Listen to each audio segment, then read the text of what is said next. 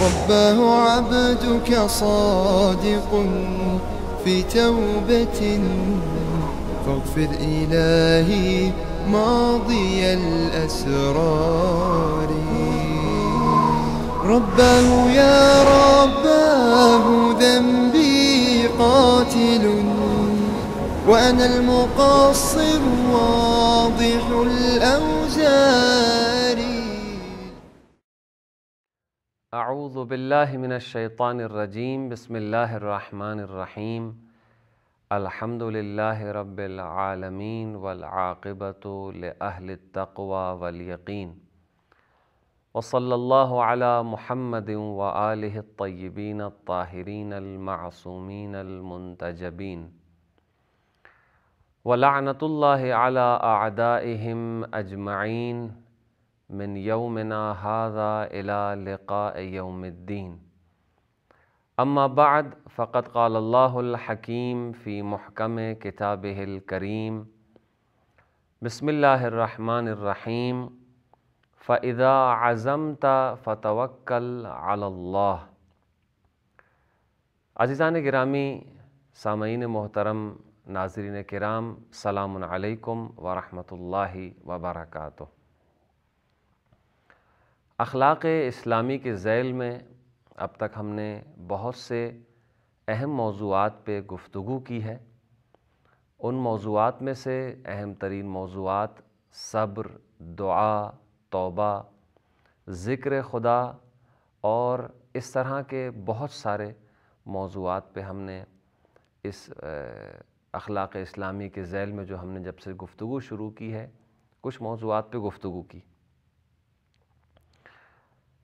آج کی اس نشست میں انشاءاللہ آپ کی خدمت میں توکل کے موضوع پہ قرآنی نقطہ نگاہ سے کچھ نکات اور کچھ آیات پیش کیے جائیں گے. ارشاد رب العزت ہو رہا ہے، فَإِذَا عَزَمْتَ فَتَوَكَّلْ عَلَى اللّہ، کہ جب آپ کسی کام کا ارادہ کر لیں تو پھر اللہ پر بھروسہ کر لیں. توکل انسان کی زندگی کے لیے ایک جزء لا ینفک ہے، یعنی انسان کی زندگی سے توکل کو جدا نہیں کیا جا سکتا. بالخصوص توکل دین، ایمان، اعتقادات کے حوالے سے توکل ایک ایسی شے ہے یا ایک ایسا عمل ہے یا ایک ایسی خصوصیت ہے جو ہر مومن کے اندر ہونی چاہیے. اس لیے کہ وہ انسان کہ جس کے اندر توکل کی طاقت نہیں، جو فیصلہ کرنے کے بارے میں یا اپنے امور میں فیصلہ کرنے کے بعد توکل نہیں رکھتا اللہ پر، تو اس کے کام نامکمل رہتے ہیں اور اسے اپنے کیے ہوئے کام پر اطمینان نہیں ہوتا، اور پھر ایسے کام کا نتیجہ بھی اسے اچھا نہیں ملتا. بعض اوقات ایسا ہوتا ہے کہ انسان کام کرتا ہے لیکن اطمینان کے ساتھ کسی کام کو انجام نہیں دیتا. تو لہٰذا ایسے وقت میں اگر انسان کے پاس توکل جیسی خصوصیت ہو یا توکل اس کے اندر موجود ہو تو وہ اس کام کو اللہ کے بھروسے پر چھوڑ دیتا ہے، اس کام کو انجام دیتا ہے، لیکن اس کا جو نتیجہ ہے اس نتیجے کے حوالے سے وہ بالکل بھی فکر مند نہیں رہتا. تو لہٰذا اسی کو توکل کہا جاتا ہے. اور پروردگار عالم نے قرآن مجید میں سورہ آل عمران کی آیت نمبر 159 میں ارشاد فرمایا پروردگار نے کہ فَإِذَا عَزَمْتَ فَتَوَكَّلْ عَلَى اللّہ، کہ جب کسی کام کا ارادہ کرو تو خدا پر بھروسہ کیا کرو. تو لہٰذا مؤمنین وہ ہیں، یعنی مؤمنین کی صفات میں سے ایک اہم ترین صفت یہ ہے کہ وہ اللہ پر بھروسہ کرتے ہیں، توکل کرتے ہیں. اور اسی لیے سورہ ابراہیم کی آیت نمبر 11 میں ارشاد ہوا کہ پروردگار عالم فرماتا ہے اعوذ باللہ من الشیطان الرجیم وعلی اللہ فلیتوکل المؤمنون، اور اللہ پہ جو توکل کرنے والے ہیں وہ مؤمنین ہیں۔ یعنی مؤمنین کی صفات میں سے ایک اہم ترین اور بنیادی صفت یہ ہے کہ وہ اپنے تمام امور میں اللہ پر بھروسہ کرتے ہیں۔ پس یہ توکل ایک ایسی صفت ہے کہ جو اپنے امور کی انجام دہی میں اور ان کے نتیجے کے بارے میں انسان کو ہمیشہ مطمئن رکھتا ہے۔ یعنی بعض اوقات ایسا ہوتا ہے ہم کسی کام کو انجام دیتے ہیں لیکن اس کے اچھے یا برے نتیجے کے حوالے سے ہم پریشان رہتے ہیں۔ البتہ کام سے مراد یہاں پہ نیک کام ہیں، اچھے کام ہیں، یا حتیٰ کہ اپنی زندگی کے مختلف مباح کام، یعنی وہ کام کہ جو مکروہ ہو یا وہ کام جو حرام ہے، ظاہر ہے اس سے ہماری بحث نہیں ہے، بلکہ اپنی زندگی کے مختلف شعبوں میں ہم اپنے بچوں کے لیے فرض کریں نوکری کی تلاش میں نکلتے ہیں، کوئی تجارت کرنا چاہتے ہیں، یا اسکول و کالج کا معاملہ ہوتا ہے، پڑھائی کا معاملہ ہے، یا کسی کے ساتھ لین دین یا معاملے کا مسئلہ ہے، بہت سارے امور ہیں، کسی سفر کے حوالے سے کوئی فیصلہ کرنا چاہتا ہے آدمی، اور اس طرح شادی بیاہ کے حوالے سے، تو بہت سارے امور ایسے ہیں کہ جن میں انسان ایک کام کو کرنا چاہتا ہے لیکن اس کی عاقبت اور اس کے نتیجے کے بارے میں پریشان رہتا ہے، یا کرنے کے بعد اس کے نتیجے کے بارے میں پریشان رہتا ہے، یا اس کام کو انجام دینے سے پہلے اس کے نتیجے کے بارے میں پریشان رہتا ہے کہ اس کا نتیجہ نہ جانے کیا نکلے گا۔ دیکھیے دین اسلام نے ان تمام چیزوں کے لیے، کسی کام کے انجام دینے کے لیے بھی کچھ راہیں اور کچھ راستے بیان کیے ہیں، اور اس کے بعد انسان جب اس عمل کو انجام دے لے تو اس کے لیے بھی پروردگار عالم نے توکل جیسی ایک صفت رکھی ہے کہ جس مومن کے اندر، جس انسان کے اندر یہ صفت ہوگی تو یقیناً اسے کسی طرح کی ٹینشن اور کسی طریقے سے کوئی پریشانی نہیں ہوگی۔ لیکن شرط اول یہ ہے کہ انسان جن امور کو انجام دے رہا ہے ان کے جو طریقے ہیں اور اس کام کو انجام دینے کے لیے جو راستہ دین نے بتایا ہے، انسان اس پہ جب عمل کرے گا تو خود بخود اس کا نتیجہ یہ نکلے گا کہ انسان اللہ پر توکل کر کے اپنے امور کو اس پر چھوڑ دے گا۔ مثال کے طور پر اگر ہم کسی کام کو انجام دینا چاہتے ہیں تو اس کا طریقہ یہ ہے کہ اس کام کے کرنے سے پہلے خود انسان، چونکہ پروردگار عالم نے انسان کو عقل جیسی ایک طاقت عطا کی ہے، انسان سوچے اس بارے میں کہ یہ دینی اعتبار سے دین اس کام کے بارے میں کیا کہتا ہے، یہ عمل حرام ہے یا حرام نہیں ہے۔ اگر حرام نہیں ہے تو پھر اس عمل کے انجام دینے میں کوئی قباحت نہیں ہونی چاہیے،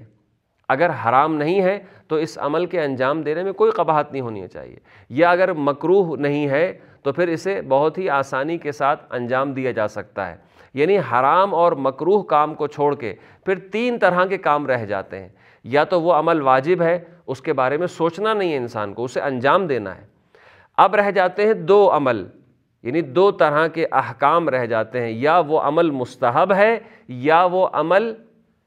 مباح ہے۔ مستحب عمل کے انجام دینے میں بہتری ہے، اس میں نہ کسی سے مشورے کی ضرورت ہے، نہ کسی سے استخارہ لینے کی ضرورت ہے، نہ سوچنے کی ضرورت ہے۔ لہٰذا مستحب کام بھی انسان اپنے اختیار سے انجام دے سکتا ہے، اس لیے کہ اس کے انجام دینے میں خیر ہے۔ البتہ بعض امور جو مستحب ہیں بعض لوگوں کے لیے بعض لوگوں کی اجازت کے بغیر جائز نہیں ہے۔ مثلا ایک نابالغ بچہ یا ایک نابالغ بچی روزہ رکھنا چاہتی ہے، یا بچہ روزہ رکھنا چاہتا ہے مستحب روزہ، تو اپنے والدین سے اجازت لے، یا زوجہ اپنے شوہر سے روزہ مستحب رکھنے کے لیے اجازت لے۔ لیکن اس کے علاوہ جتنے بھی مستحب امور ہیں ان کے انجام دینے میں کوئی قباحت نہیں ہے۔ ایک مستحب عمل ہے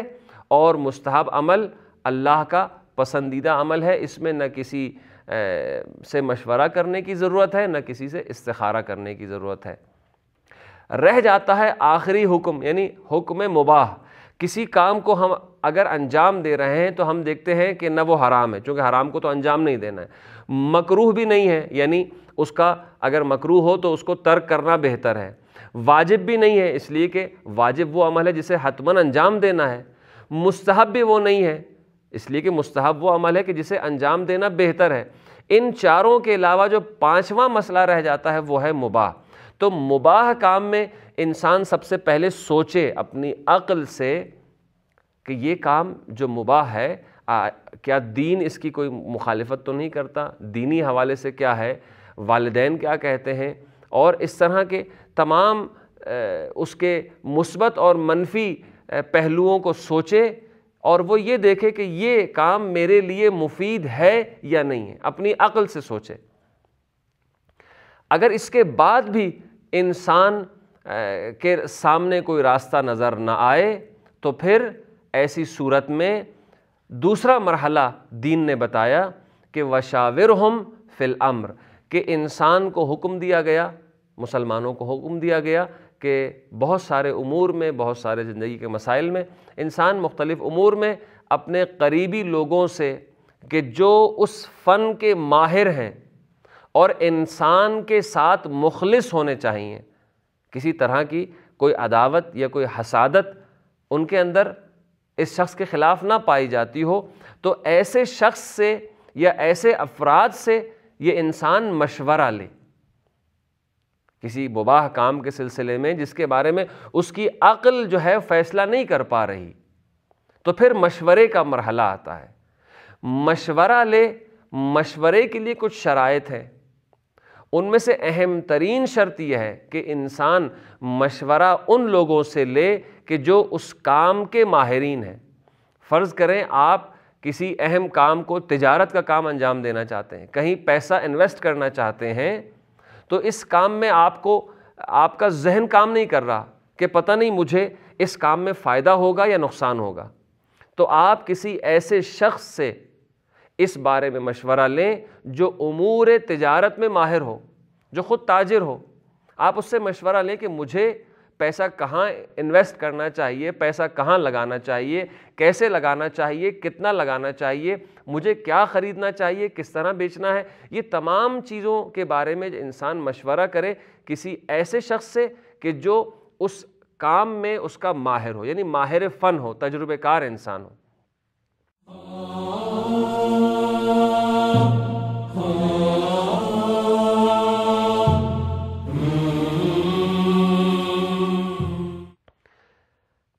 اب انسان نے مشورہ بھی کر لیا، اب تیسرا مرحلہ یہ ہے کہ انسان پھر مشورہ کرنے کے بعد جب کوئی راہ حل سمجھ میں نہ آئے تو انسان اللہ پر توکل کر کے استخارہ کر لے، اگر بہتر آتا ہے تو اسے انجام دے اللہ پر توکل کر کے، اور اگر فرض کرے استخارہ منع آتا ہے تو انسان پھر اس کام کو انجام نہ دے، اس کام کو چھوڑ دے، کسی دوسرے کام کے بارے میں سوچے۔ تو اس طریقے سے دین نے ایک راستہ بیان کیا ہے کہ اپنے امور کو انجام دینے کے لیے سب سے آخری اور اہم ترین مرحلہ کیا ہے؟ اپنے تمام امور میں انسان اللہ پر توکل کرے، اس لیے کہ جو لوگ اللہ پر توکل کرتے ہیں اپنے امور میں، ان پر کبھی شیطان مسلط نہیں ہوتا۔ قرآن مجید کی ایک آیت سورہ نحل کی آیت نمبر 99 میں پروردگار عالم ارشاد فرما رہا ہے، اعوذ باللہ من الشیطان الرجیم، انہ لیس لہ سلطان علی الذین آمنوا وعلی ربہم یتوکلون، یعنی صاحبان ایمان اور خدا پر توکل کرنے والوں پر کبھی بھی شیطان مسلط نہیں ہوتا۔ انہ لیس لہ سلطان علی الذین آمنوا، یعنی کسی کو بھی تسلط حاصل نہیں ہے، کن لوگوں پر؟ یعنی کسی طرح کے بھی شیطان کو اور شیطانی جو طاقتیں ہیں اور انسان کو گمراہ کرنے والے افراد، انسان کو گمراہ کرنے والی طاقتوں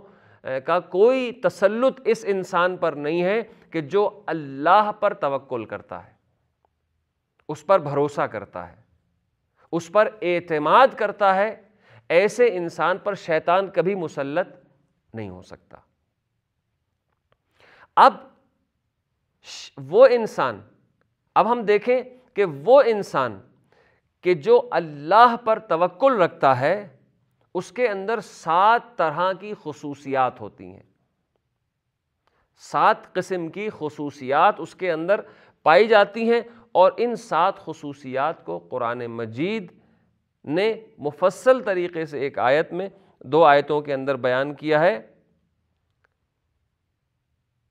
اور ان 7 صفات کو پروردگار عالم نے قرآن مجید میں سورہ شورا کے اندر، سورہ شورا کی تقریباً 3 آیات کے اندر پروردگار عالم نے مؤمنین کی ان 7 صفات کو بیان کیا ہے کہ جو اللہ پر بھروسہ کرتے ہیں اور اللہ پر توکل رکھتے ہیں۔ وَعَلَىٰ رَبِّهِمْ يَتَوَكَّلُونَ، یہ آیت نمبر 36، سورہ شورا کی آیت نمبر 36 کا اختتام اس طریقے سے ہوتا ہے وَعَلَىٰ رَبِّهِمْ يَتَوَكَّلُونَ، کہ یہ لوگ اللہ پر توکل کرتے ہیں۔ اور اس کے بعد پھر ارشاد فرماتا ہے وَالَّذِينَ يَجْتَنِبُونَ كَبَائِرَ الْإِثْمِ وَالْفَوَاحِشِ، اور یہ وہ لوگ ہیں جو گناہوں اور افعال بد سے پرہیز کرتے ہیں، یعنی گناہ نہیں کرتے، وہ لوگ کہ جو اللہ پر توکل رکھتے ہیں وہ پھر گناہ نہیں کرتے، پھر فعل حرام اور معصیت کو انجام نہیں دیتے۔ اور اس کے بعد پھر پروردگار ارشاد فرماتا ہے وَإِذَا مَا غَضِبُوا هُمْ يَغْفِرُونَ، اور جب غصہ آ جاتا ہے ان کو کسی دوسرے انسان پر، کسی دوسرے مسلمان اور مؤمن پر، تو یہ معاف کر دیتے ہیں۔ یہ متوکل انسانوں کی، یعنی جو اللہ پر توکل کرنے والے ہیں، متوکلین ہیں، ان کی صفات میں سے ایک صفت کیا ہے کہ کبھی فعل حرام کو وہ انجام نہیں دیتے، جو فحش کام ہے، کبائر ہیں، انہیں انجام نہیں دیتے۔ وَإِذَا مَا غَضِبُوا هُمْ يَغْفِرُونَ، اور جب ان پر غصہ طاری ہو جاتا ہے، جب یہ غصے میں آ جاتے ہیں، ہم یغفرون، تو یہ معاف کر دیتے ہیں۔ اور اس کے بعد پھر ایک اور صفت جو اسی سورے کے اندر پروردگار عالم ارشاد فرما رہا ہے وَالَّذِينَ اسْتَجَابُوا لِرَبِّهِمْ، اور یہ وہ لوگ ہیں اپنے رب کی بات کو قبول کرتے ہیں، یعنی اپنے رب کی اطاعت کرتے ہیں، استجابت رب کرتے ہیں، یعنی پروردگار عالم نے جن کاموں کا حکم دیا ہے یہ ہمیشہ لبیک کہتے ہوئے نظر آتے ہیں، کبھی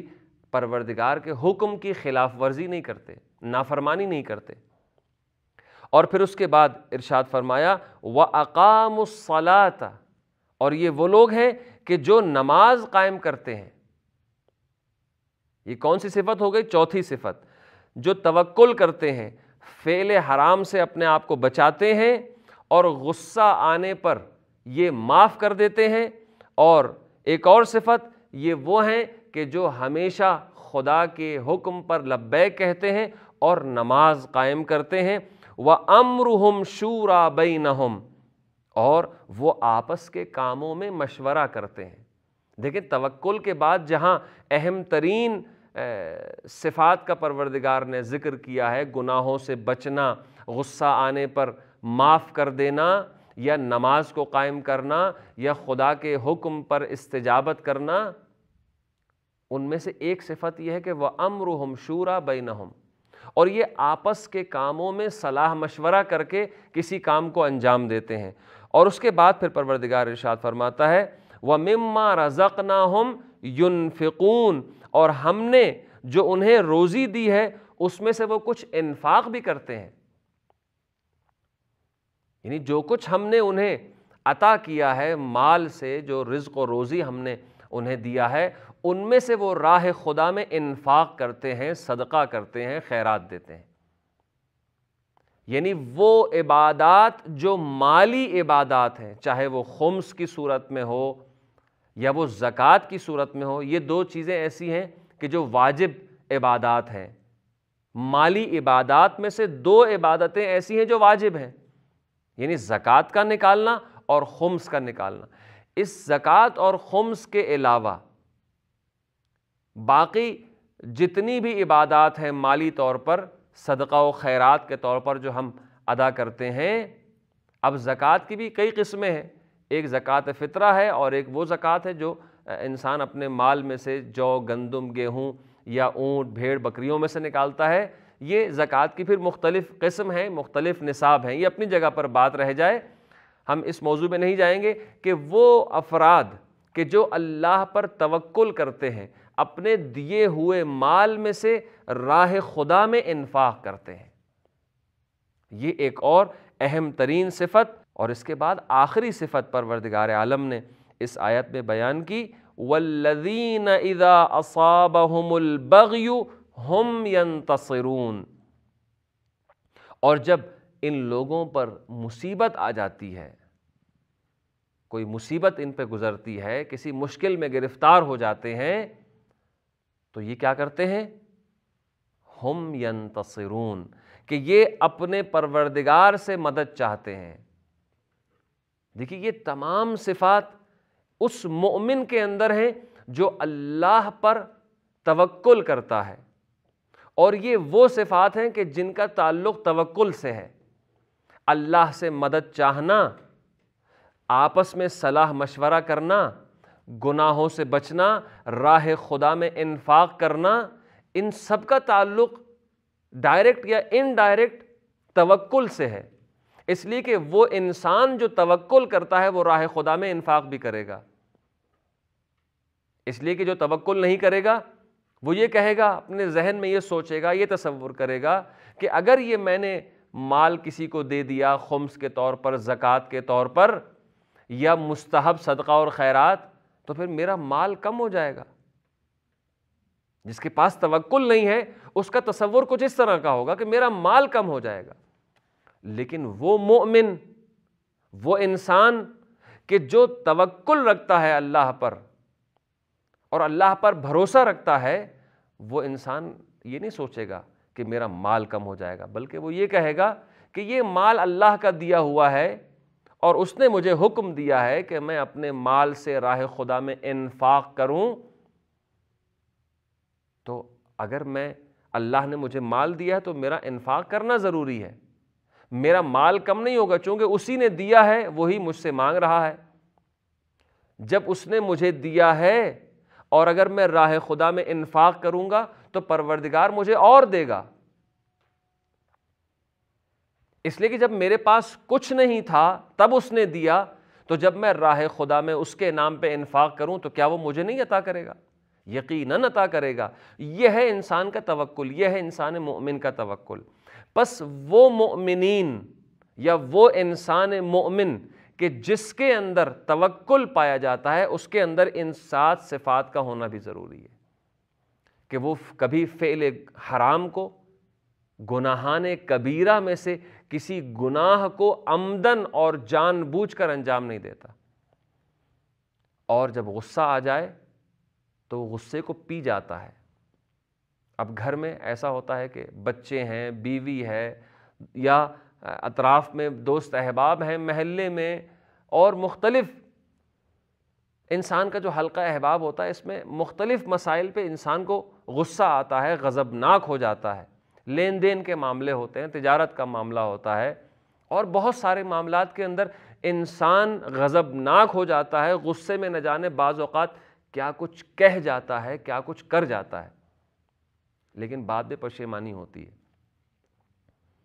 تو انسان متوکل اور مومن جو اللہ پر توکل رکھتا ہے، اس کی یہ صفت ہے کہ وہ غصے کو پی جاتا ہے۔ اگر کسی نے اس سے غصہ دلایا بھی ہے، غضبناک کیا بھی ہے، تو مومن کی علامت یہ ہے کہ وہ فوراً غصے کو پی جاتا ہے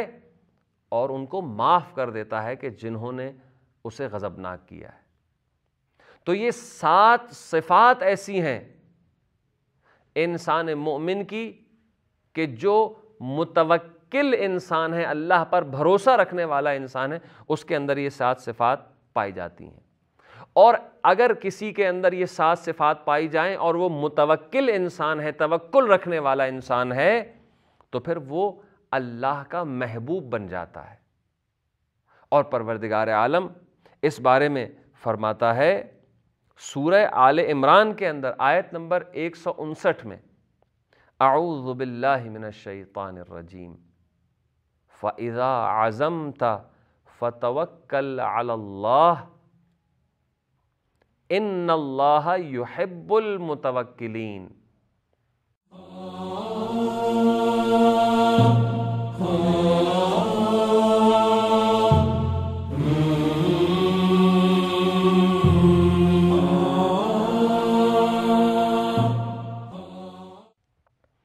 جب تم نے کسی کام کا ارادہ کر لیا تو پھر اللہ پر بھروسہ کرو، اور اللہ متوکلین کو، جو اللہ پر توکل رکھتے ہیں، پروردگار عالم انہیں دوست رکھتا ہے، ان سے محبت کرتا ہے۔ یعنی دوسرے الفاظ میں ہم اس کو اور آسان الفاظ میں اگر ہم بیان کرنا چاہیں تو یوں اس کا ترجمہ کر سکتے ہیں کہ ایسے لوگ کہ جو اللہ پر توکل رکھتے ہیں وہ اللہ کے محبوب بندے ہیں، چونکہ اللہ ان سے محبت کرتا ہے۔ وہ اللہ پر توکل رکھتے ہیں تو وہ اللہ کے محبوب بندے بن جاتے ہیں، اس لیے کہ اللہ تمام موجودات کا بہترین وکیل ہے، اور ہمیشہ وہ افراد کے جو اللہ پر توکل رکھتے ہیں وہ یہ کہتے ہیں کہ حسبنا اللہ ونعم الوکیل، ہمارے لیے تو اللہ کافی ہے اور وہ بہترین وکیل ہے انسان کے لیے۔ وَمَن يَتَوَكَّلْ عَلَى اللَّهِ فَهُوَ حَسْبُهُ۔ دیکھیے ہم اپنی زندگی میں مختلف کاموں کو مختلف لوگوں پر چھوڑ دیتے ہیں۔ بعض اوقات ہم کسی کام کو کسی اور کے سپرد کرتے ہیں، سونپ دیتے ہیں، لیکن وہ اس کام کو صحیح طریقے سے انجام نہیں دے پاتا، کام میں کوئی نہ کوئی نقص اور عیب نکل آتا ہے۔ لیکن اگر انسان کسی کام کو کرے، انجام دے اور اس کا نتیجہ اللہ پر چھوڑ دے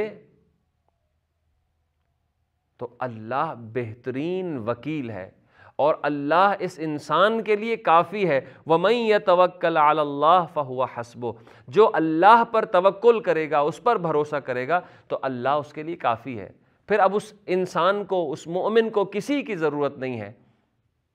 اس کام کے نفع اور نقصان کے حوالے سے اللہ کافی ہے اس کے لیے۔ کیوں؟ اس لیے کہ اللہ زندہ ہے، حی ہے، اسے نیند نہیں آتی، حتیٰ کہ وہ اونگتا بھی نہیں ہے۔ لا تأخذہ سنۃ ولا نوم۔ تو ہم کیوں نہ اپنے کاموں میں، اپنے امور میں ایک ایسے شخص کو اپنا وکیل بنائیں، ایک ایسی ہستی کو اپنا وکیل بنائیں، اور ایک ایسی ہستی پر توکل کریں کہ جو ہمیشہ زندہ ہے، جو نہ کبھی سوتا ہے، جسے نہ اونگ آتی ہے نہ نیند آتی ہے، اور وہ اس سے بڑھ کر وَهُوَ عَلَى كُلِّ شَيْءٍ قَدِيرٌ، وہ ہر شے پر اور ہر کام پر اور ہر چیز پر قادر ہے۔ تو ہم اسے اپنا وکیل بنائیں اور اس پر توکل کریں، اس لیے کہ وہ مہربان بھی ہے۔ پروردگار عالم وَتَوَكَّلْ عَلَى الْعَزِيزِ الرَّحِيمِ، انسان ایسی ہستی پر توکل کرے کہ جو عزیز بھی ہے، طاقتور بھی ہے، اور رحیم بھی ہے، جو قدرت والا بھی ہے، رحمان بھی ہے، رحیم بھی ہے۔ اس لیے کہ پروردگار عالم وہ ہستی ہے کہ اگر کسی نے اس کی ذات پر توکل کیا تو پھر اس کے تمام امور سدھر جائیں گے، پھر اسے کسی طرح کی کوئی پریشانی اور ٹینشن نہیں ہوگی۔ اب آخر میں جب اتنی آیات پروردگار عالم نے قرآن مجید میں توکل کے حوالے سے نازل کی ہیں کہ توکل کی اتنی اہمیت ہے، توکل کرنے والے کے لیے اللہ کی ذات کافی ہے، سوال ایک یہ ہے کہ توکل ہے کیا؟ آخر میں اس نقطے کو واضح کر دیا جائے اور بات کو ختم کیا جائے۔ توکل ہے کیا؟ اس لیے کہ توکل کے بارے میں ہمارے ذہنوں میں یا بعض افراد کے اذہان میں جو ایک کانسیپٹ پایا جاتا ہے توکل کے حوالے سے، وہ کچھ منفی تصور ہے، منفی کانسیپٹ ہے۔ وہ یہ ہے کہ انسان ہاتھ پہ ہاتھ رکھ کے بیٹھ جائے اور کوئی کام انجام نہ دے اور یہ کہے کہ میں نے اللہ پر توکل کیا، وہی میرے امور کو ٹھیک کرنے والا ہے، وہی میرے امور کو سدھارنے والا ہے، وہی میرے امور کو سنوارنے والا ہے۔ بے شک اللہ ہی انسان کے امور کو سدھارتا ہے اور سنوارتا ہے اور اس کے امور کو آگے بڑھاتا ہے یا چلاتا ہے، اس میں کوئی شک نہیں ہے۔ لیکن اصل بات یہ ہے کہ اس سے پہلے کہ انسان توکل کرے، انسان پہلے خود کوشش کرے، سعی کرے، تلاش کرے، کوشش کرے، اس کام کو انجام دے، اور اس کے بعد یہ کہے کہ میں نے اللہ پر توکل کیا۔ اس کے نتیجے کے حوالے سے، اب اس کا نتیجہ منفی نکلے، اس کے حق میں نکلے یا اس کے خلاف نکلے، اس معاملے میں انسان اللہ پر توکل کرے۔ پیغمبر اکرم صلی اللہ علیہ وآلہ وسلم کے پاس ایک شخص آتا ہے، یا پیغمبر کے سامنے ایک شخص جو ہے وہ جب آتا ہے نماز کے لیے تو اپنے اونٹ کو یا اپنے گھوڑے کو کھلا چھوڑ دیتا ہے۔ نماز کے لیے آیا تھا اور اپنے اونٹ کو اس نے باندھا نہیں، کھونٹے سے نہیں باندھا، یا اپنے گھوڑے کو کھونٹے سے باندھے بغیر وہ مسجد میں آیا۔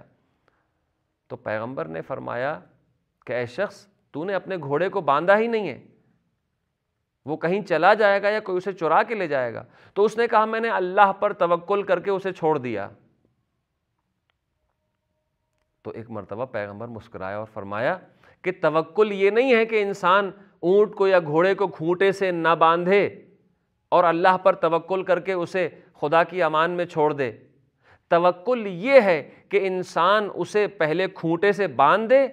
اور پھر اس کے بعد کہے کہ میں نے اللہ پر توکل کیا، توکلت علی اللہ۔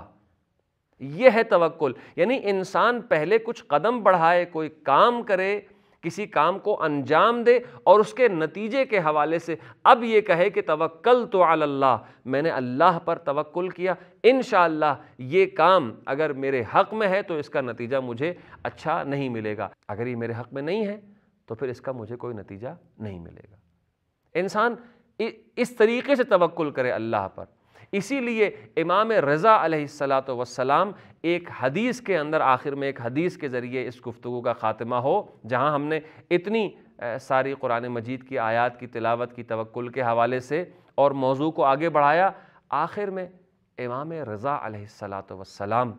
ایک حدیث میں ارشاد فرماتے ہیں توکل کے حوالے سے کہ توکل ہے کیا؟ توکل حقیقت میں ایمان کا اہم ترین رکن ہے۔ یعنی ایک وہ انسان جو اپنے آپ کو مؤمن کہتا ہے اور یہ کہتا ہے کہ میں اللہ پر ایمان لے آیا، رسول پر ایمان لے آیا، رسول کے اہل بیت کو میں مانتا ہوں اور ان پہ ایمان رکھتا ہوں، ایسا انسان اپنے اندر دیکھے کہ توکل جیسی صفت ہے یا نہیں ہے۔ اگر توکل جیسی صفت اس کے اندر پائی جاتی ہے تب مجھے یہ حق ہے، تب ایسے انسان کو یہ حق ہے کہ وہ کہے کہ میں مؤمن ہوں۔ اس لیے کہ قال الرضا علیہ السلام الایمان اربعۃ ارکان، التوکل علی اللہ، ایمان کے 4 ارکان ہیں،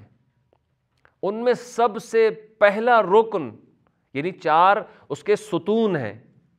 ایمان کے، یعنی ایمان کو اگر ہم ایک عمارت سے تشبیہ دیں تو اس عمارت کے 4 ستون ہیں ایمان کی عمارت کے،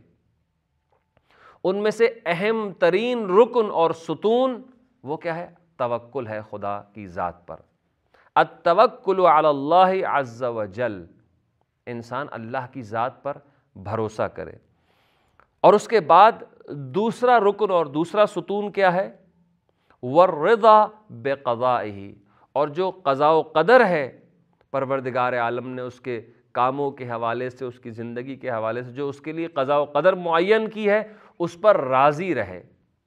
یہ دوسرا رکن ہے۔ اور اس کے بعد تیسرا رکن کیا ہے؟ وَالتَّسْلِيمُ لِأَمْرِ اللَّهِ، اور اس کے حکم کی تعمیل کرنا اور اس کے حکم کے سامنے سر تسلیم خم کر دینا، کہ جو پروردگار نے کہا ہے